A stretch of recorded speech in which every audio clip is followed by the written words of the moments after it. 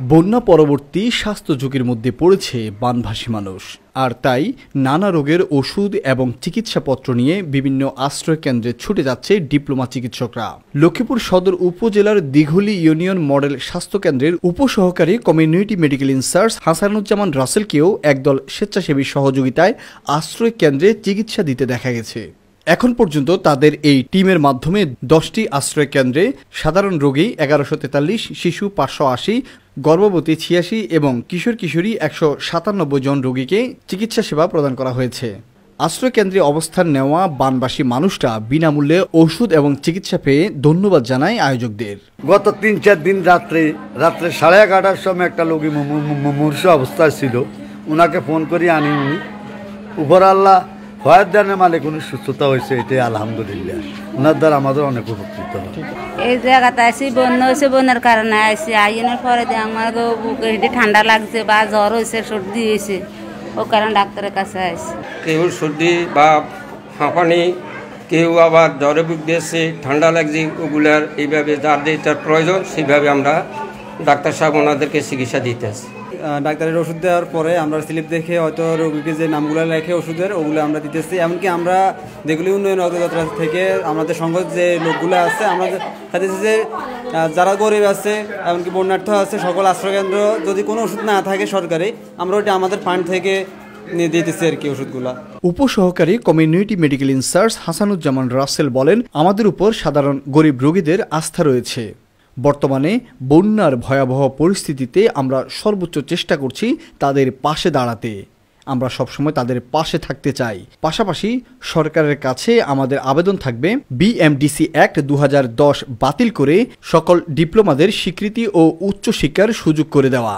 এরকম ক্রাইসিস সব সময় হয় না। 2004 সালে একবার হয়েছিল বন্যা, আরও 20 বছর হয়েছে, পরে হয়েছে, এখন আবার পরে কোন সময় হবে, আমি আবার অতদিন বাঁচবো কিনা, মানুষের পাশে সেবা করতে পারবো কিনা, এটা আসলে কেউই বলতে পারবে না। ওই জন্য এই বিপদের সময় মানুষের উপকারে আমরা ডিপ্লোমা ডাক্তাররা সহযোগিতা করতে পেরেছি। ওই জন্য আমরা নিজেদেরকে ডিপ্লোমা ডাক্তার হিসেবে গর্ববোধ করি। আমাদের এখানে সরকারি কিছু ঔষধ আছে, পাশাপাশি চাহিদার তুলনায় কম থাকায় আমরা এই কিছু স্যাম্পল কালেকশন করেছি এবং নিজ অর্থায়নও কিছু ওষুধ সংগ্রহ করে এখন পর্যন্ত প্রায় 8-10টা আশ্রয় কেন্দ্র দিঘলি ইউনিয়নে প্রায় 1700 থেকে 1800 রোগীর চিকিৎসা সেবা এই পর্যন্ত দিয়ে আসছি।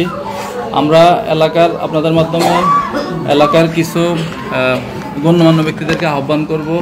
আসলে আমরা আজকে 8ম দিনের মতো সেবা প্রদান করছি। আমাদের ওষুধের সরবরাহ অনেক কমে গেছে। যদি সবাই একটা ফান্ড তৈরি করে কিছু ওষুধ সংগ্রহ করে এবং স্বেচ্ছাসেবকদের মাধ্যমে আমরা বিতরণ করতে চাই।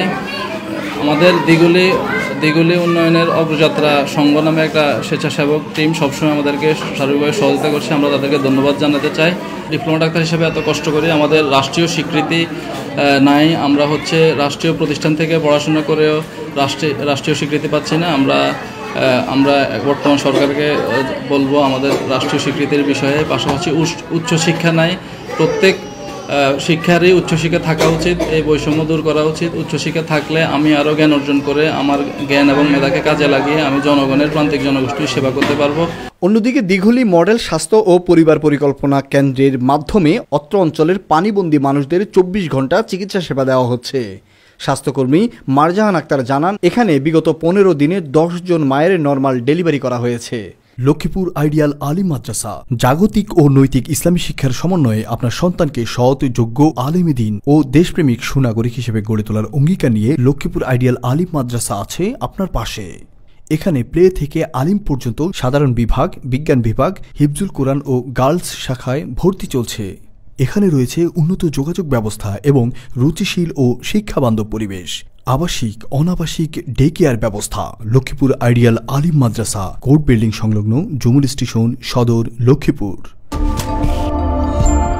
নোয়াখালী টিভি, বৃহত্তর নোয়াখালীর প্রতিচ্ছবি।